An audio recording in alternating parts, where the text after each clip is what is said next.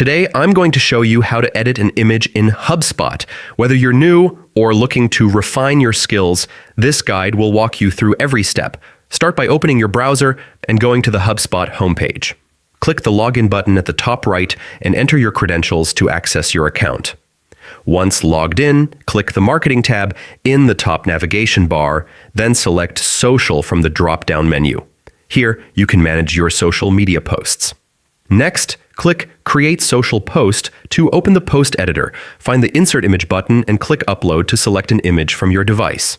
Once your image is uploaded, click the Edit button next to it. Hubspot gives you tools to adjust brightness, crop, add filters, or even insert text. Experiment with these features to make your image engaging and on-brand. Finally, save your changes and you're done. You've successfully edited an image in Hubspot ready to enhance your posts. Thanks for watching and happy editing!